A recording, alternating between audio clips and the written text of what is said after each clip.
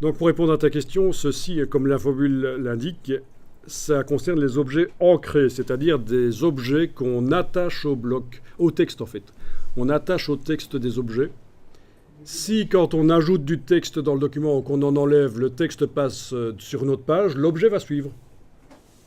Donc ça peut être une photo qui est à côté du texte. Voilà, j'ai du texte qui parle des œufs par exemple, et j'ai une photo d'un œuf. Il ne faudrait pas qu'en en enlevant du texte dans le document, le paragraphe sur les œufs commence à passer à la page suivante et que la photo des œufs reste sur cette page-ci. Donc c'est ça un objet ancré. C'est une photo, par exemple, qui est attachée au texte. Qui n'est pas intégrée dans le... Elle n'est pas intégrée dans le flux du texte. Elle est attachée à côté, en fait. C'est le système des objets ancrés. Très intéressant dans InDesign, mais on ne verra pas ça à la formation basique. C'est une formation pour les documents longs. Par exemple, quand on doit faire des catalogues, des documents longs, on va procéder comme ça. Les objets ancrés. Donc, mais ça, cette icône-là sert... C'est une des manières de faire des objets ancrés. Personnellement, je n'utilise pas cette manière-là, mais je vous montrerai une autre manière de faire les objets ancrés, en fait. Et celle-ci, c'est pour les arrondis en fait.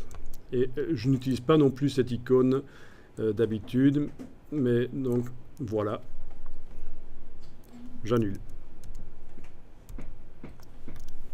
Je rétablis, voilà, ok. Donc là j'ai fait un CTRL Z, je suis allé trop loin en arrière, j'ai refait CTRL majuscule Z pour rétablir bien sûr. Enfin voilà, ça répond à ta question, qu'est-ce que c'est les petits carrés ici? Les arrondis et les objets ancrés. Mais je ne les utilise pas personnellement.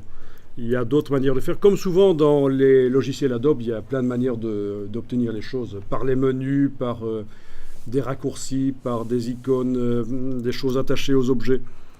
Donc en fait, ça c'est la bonne nouvelle, c'est que les logiciels sont difficiles à utiliser, c'est indéniable. Mais ils sont un peu moins difficiles qu'on ne pourrait croire, parce qu'il y a beaucoup de redites. Vous avez beaucoup de fois les mêmes fonctions qui sont présentées différemment. Et l'utilisateur choisit la manière qu'il veut, qui lui plaît le mieux d'utiliser la fonction.